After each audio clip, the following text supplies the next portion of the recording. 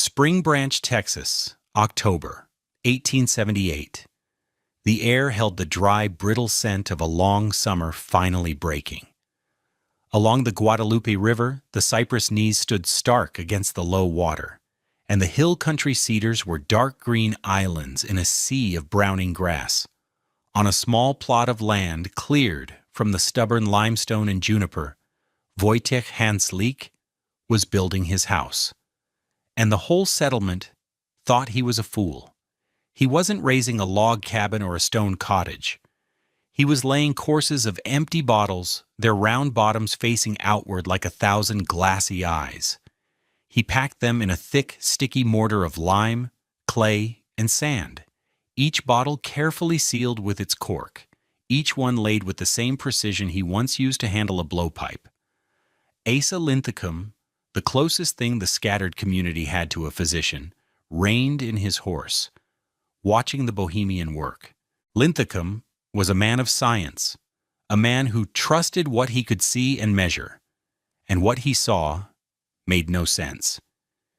He dismounted, his boots crunching on the caliche soil.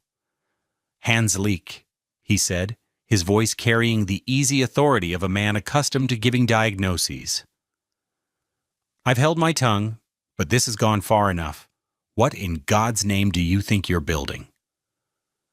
Wojciech Hanslick straightened his back. He was not a large man, but his shoulders were broad from years of furnace work. He wiped a smear of clay from his cheek with the back of his hand. "A wall, doctor," he said, his English still thick with the rhythms of his homeland. "That's not a wall," Linthicum countered, gesturing with his riding crop. "That's a menace. You have a wife in there. Children?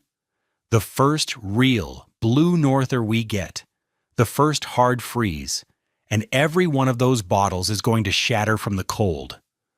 The thermal shock will turn this place into a coffin of knives, raining shards of glass down on your family while they sleep." He wasn't being cruel. It was a professional assessment of risk, delivered with clinical certainty. A neighbor, a rancher named Silas Croft, nodded in grim agreement. "The doctor's right, Hanslick. It's foolishness, plain foolishness."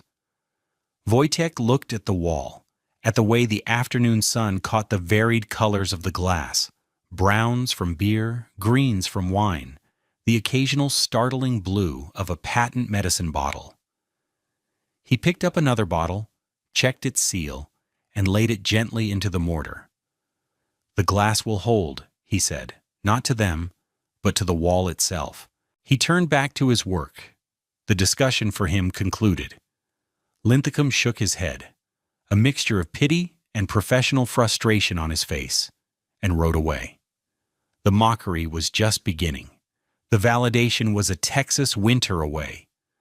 What did this bohemian glassblower, this quiet immigrant working with refuse and mud, understand about the physics of trapped air that a trained physician and a community of seasoned frontier builders had missed? The answer to that question would change how this corner of the Texas hill country survived the cold. It's a story of forgotten knowledge and the quiet genius of a craftsman applying his trade to a problem no one else could solve. If you appreciate tales of ingenuity and resilience, consider subscribing to this channel. I promise, by the end of this story, you'll understand not just how this strange wall worked, but why it was a masterpiece of thermal science. What's the strangest building material you've ever seen used? Let me know in the comments below. Wojciech Hanslick was not a carpenter. He knew nothing of mortise and tenon joints, of dovetails or king posts. He was not a stonemason, unable to read the grain of a limestone slab or dress it square.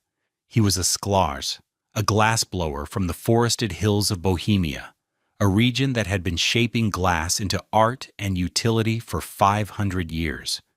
His life had been dictated not by the angle of the sun, but by the temperature of the furnace. His hands were not calloused from the axe, but scarred with the fine silvery lines of old burns from molten silica. His world had been one of crucibles, glory holes, and annealing ovens. The annealing oven was the key. After a piece was shaped, it had to cool slowly, over hours, or sometimes days, to relieve the internal stresses that would otherwise shatter it with a mere touch. To keep his oven hot overnight without consuming cords of precious hardwood, Wojtek and his fellow craftsmen would pack the exterior lagging with whatever insulators they could find. The best they had discovered was a thick layer of sealed, empty bottles. The bottles, full of trapped air, held the furnace's heat with astonishing efficiency, a buffer of stillness against the cool night. He didn't have the language of R values or thermal conductivity, but he had something more fundamental, a decade of empirical knowledge. He knew from the way the oven was still warm in the morning that a sealed pocket of air was a powerful barrier to the movement of heat.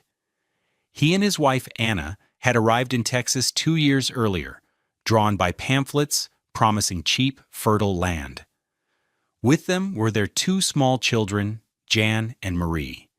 They came seeking space and a new life, away from the rigid hierarchies of the old world. What they found was a beautiful and brutal landscape.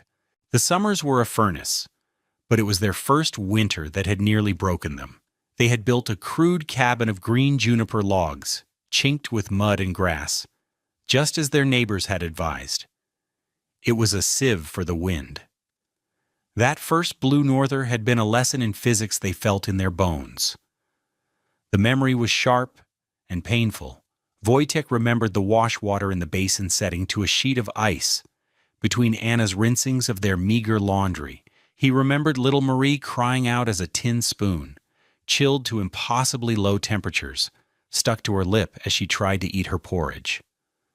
Most chillingly, he remembered the silence, the gentle, rhythmic ticking of their old pendulum clock, a treasured heirloom from Bohemia, would slow as the night deepened and the cabin's temperature plummeted. The brass contracted, the oil in the mechanism thickened, and by 4 in the morning, the ticking would fade into an unnerving stillness. The cold had literally stopped time in their house. That winter, they had burned through their woodpile by January and spent the rest of the season huddled together, sick with chest colds, listening to the wind knife through the walls. He had sworn to Anna that they would never face another winter like that. The conventional failure of frontier construction was a matter of simple, brutal physics. The standard Texas cabin, whether built of log or stone, was a creature of mass. Its builders believed that thickness equaled warmth. A thick log wall, a heavy stone fireplace, these things felt substantial, permanent, but they were deeply flawed thermal conductors. A solid log, for all its bulk, offers a direct, uninterrupted path for heat to travel. Heat energy, always seeking equilibrium, would flow from the warm interior, molecule by molecule, right through the solid wood to the frigid outside. The settlers called it the cold soaking in, but the reality was the opposite. The warmth was hemorrhaging out. The stone fireplaces were even worse. Limestone, the abundant local material, is a dense and effective conductor. The massive hearth would absorb huge amounts of heat from the fire, but it would also conduct that heat straight up the chimney and through the back wall into the winter air. An hour after the fire died down, the stone would be radiating a tomb-like chill back into the room. Families like the Crofts, neighbors to the Hans Leeks, were locked in a constant losing battle. They stuffed rags in the cracks, piled dirt against the foundation, and fed their fireplaces with a desperate hunger. Their cabin was a testament to received wisdom, built exactly as Silas Croft's father had built his. And it was failing. On the coldest nights, ice would form on the heads of the nails inside their walls, the metal acting as a superconductive thermal bridge, pulling the freeze right through the wood. The air was never still. It was a river of cold, flowing from the walls and single-pane windows to the floor, creating drafts that no amount of blanket stuffing could stop. The problem wasn't the fire. The problem was the container. They were trying to heat the entire Texas Hill Country, one armload of wood at a time. The settlers were fighting a war of attrition against the cold, and the cold had infinite reserves. Wojciech Hanslik, watching his neighbors struggle, knew he couldn't win that war. So he planned to refuse the battle altogether. The construction of the bottle wall was a spectacle. Wojciech had spent the summer collecting his building materials. He made trips to the saloons in San Antonio and the more respectable hotels, paying a penny for every dozen empty bottles they would give him. He became a familiar, slightly eccentric figure, his wagon rattling with the sound of glass. He gathered hundreds, then thousands, of bottles of every shape and color. Back at his homestead, he and Anna would wash them and carefully reinsert the corks, sometimes sealing them with a dab of pine pitch to ensure they were airtight. He began the build in early fall. First, a sturdy foundation of local stone, rising about a foot off the ground. Then, he mixed his mortar. It wasn't the hard, brittle cement of the modern era, but a soft, forgiving mixture of clay dug from the riverbank, sand, and lime that he'd slaked himself. It had a long curing time and would remain slightly flexible, an essential quality for a wall made of two such different materials as glass and earth. He laid the first course with painstaking care. A thick bed of the lime clay mortar, 18 inches wide, followed by a row of bottles laid on their sides, necks pointing inward. Then another layer of mortar, filling every gap, encasing the bottles completely except for their thick, round bottoms. The outer wall began to look like a honeycomb of dark glass. The inner wall was a mosaic of bottlenecks and corks, which he would later plaster over. The work was slow and methodical. Each day the walls rose by a few inches, and each day the audience of skeptics grew. Asa Linthicum would often stop on his rounds, observing with a practiced, critical eye. Hanslik, the expansion and contraction rates are completely different, he'd explain as if to a child. The mortar will shrink as it cures, but the glass will not. It will create hairline fractures. Every crack is a victory for the cold. Wojciech would simply nod, running his trowel over a fresh seam. Is soft mortar, he'd say. It holds. Silas Croft, whose own hands were raw from splitting oak for his insatiable fireplace, was more direct. It's a damnedest thing I ever saw, he'd mutter to anyone who would listen. He's building a house out of trash. When the north wind hits it, it'll sound like 1,000 breaking windows. The children of the settlement would sometimes sneak up to the wall, daring each other to touch the strange, glassy glassy surface. Anna, working in her garden nearby, would watch them with a calm smile. She endured the whispers and the sideways glances from other women at the general store. She had felt the silence of the stopped clock. She had seen the quiet determination in her husband's eyes. Her faith was absolute. He knows the glass, she said once to Mrs. Croft, who had offered her sympathies. He knows its heart. The statement made no sense to the rancher's wife and only deepened the community's conviction that the Hanslicks were a strange and foolish pair. By the time the first cool winds of November began to blow, the walls were complete, 18 inches thick, a solid, monolithic structure studded with the bottoms of 5,671 bottles. Wojciech framed in a proper roof and laid a thick wooden floor. From the outside, it was bizarre. From the inside, it was magical. When the sun was low in the east or west, the house was filled with a diffuse colored light, a soft glow of amber, green, and blue that painted shifting patterns on the interior walls. It was, Marie said, like living inside a rainbow. But its true test was not in the light, but in the dark. To understand the genius of Wojciech Hanslik's wall, you have to understand the three ways heat moves: conduction, convection, and radiation. The settlers' cabins were failing primarily because of conduction. Conduction is the transfer of heat through direct contact. When you touch a hot iron, the heat conducts directly to your hand. In a log cabin, the heat from the interior air touches the inside of the log. That energy excites the molecules of the wood, which bump into their neighbors, passing the energy along in a chain reaction until it reaches the outside of the log and escapes into the cold air. A solid, continuous material is a bridge for conduction. Wojciech's wall was not a bridge. It was a series of roadblocks. The lime clay mortar he used was a relatively poor conductor to begin with, much better than solid stone.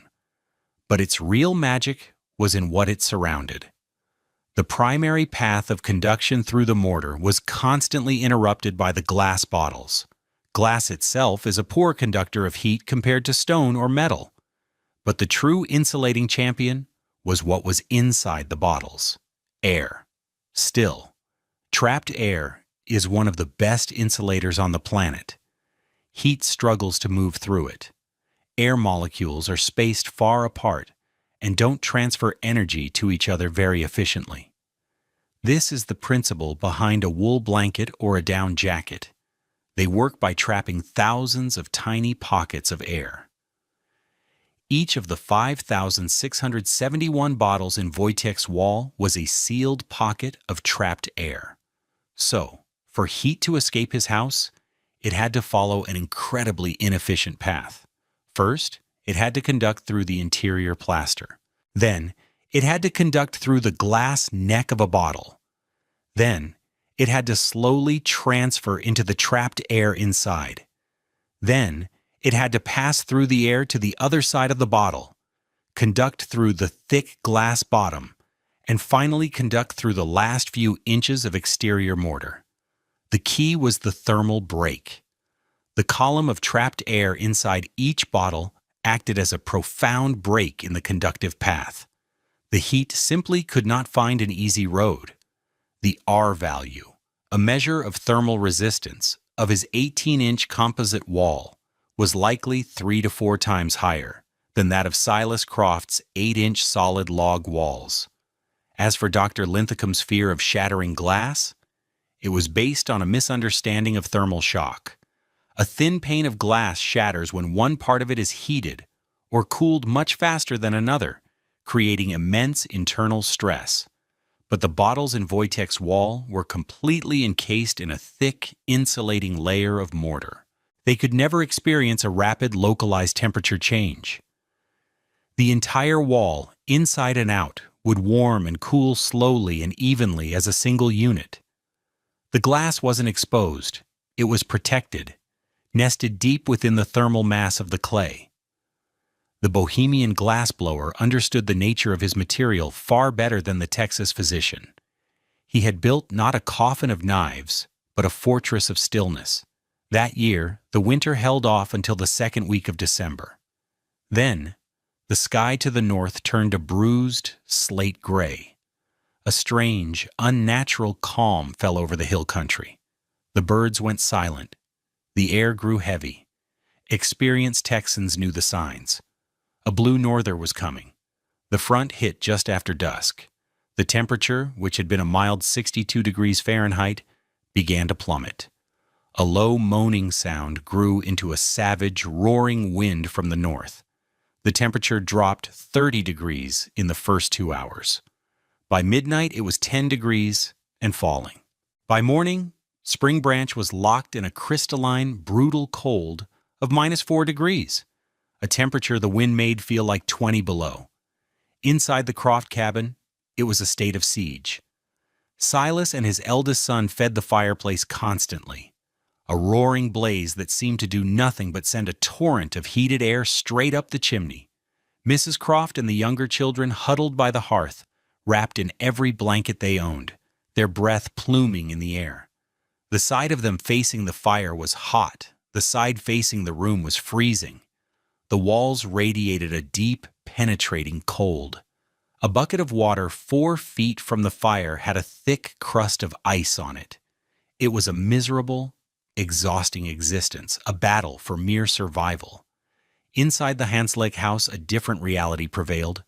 Wojtek had built a small, efficient masonry stove instead of a large fireplace. A modest fire of well-seasoned oak burned within it, its metal top radiating a steady, even heat. But the true miracle was the silence.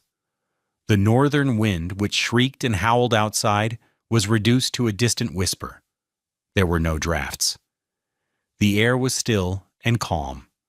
Anna was at the kitchen table, kneading dough for bread. The wooden surface was cool, but not cold. Her hands, dusted with flour, moved with practiced ease. This simple act of domesticity was a profound victory. In the Croft cabin, any surface away from the fire would have been too cold to touch, the dough stiffening into a stubborn lump. Here the yeast was alive and active. Jan and Marie were on the floor, on a small rag rug, playing with carved wooden toys. They wore simple wool sweaters, but not their heavy coats. The light was dim, but the bottle ends on the south-facing wall, catching the low horizontal rays of the winter sun, glowed with a soft, jeweled light, projecting faint circles of amber and green onto the floor. It was a scene of impossible peace, an island of warmth and calm in a sea of brutal cold. The house was not fighting the winter. It was simply ignoring it. The heat from the small stove and from the family's own bodies was held gently within the walls, unable to escape. Dr. Asa Linthicum had been out for 2 days, treating a severe case of pneumonia at a ranch 10 miles north of Spring Branch. He was riding home on the 3rd day of the norther, leaning low over his mare's neck, his face wrapped in a wool scarf that was stiff with frozen breath. The wind was a physical force, a wall of moving cold that seemed to suck the very life out of the air. His mare, Bella, a normally stoic and reliable animal, was faltering. She kept trying to turn her back to the wind, her steps becoming sluggish and resistant. Linthicum knew the signs of an animal reaching its limit. He had to find shelter, and soon. The sun, a pale, useless disk in the gray sky, was already sinking toward the horizon. He was still 2 miles from his own home when he saw it. A faint, strange glow through the trees. It wasn't the bright, flickering orange of a desperate fire seen through a window. It was a soft, steady, multicolored light. It was the Hansleek place. He felt a pang of guilt, remembering his harsh words, his confident predictions of disaster. He steered Bella toward the light, his primary concern for his horse. He wouldn't ask for shelter for himself, he decided. He would just use the lee side of the strange house as a windbreak for Bella. Let her recover for a few minutes before pushing on. He dismounted in the relative calm on the south side of the house. The wind's roar dropped to a manageable howl. The sun had just dipped below the horizon, and the western sky was a slash of frigid orange, yet the wall before him was still glowing, as if lit from within. Amber, green, and blue circles of light shone with a soft, impossible warmth. Shivering, Linthicum leaned his back against the wall, expecting the biting cold of stone or wood. He braced for the chill to knife through his heavy coat, but it never came. Instead, he felt nothing. No, not nothing. He felt a distinct absence of cold. He pressed his gloved palm flat against the rough clay mortar between 2 bottle ends. It was not warm, not like a hearthstone, but it was not cold either. It was neutral, holding a faint, residual energy. He pulled off his glove, needing to be sure. He placed his bare hand on the wall. He expected the instant, painful sting of contact with a frozen surface. What he felt instead sent a shock through his entire body.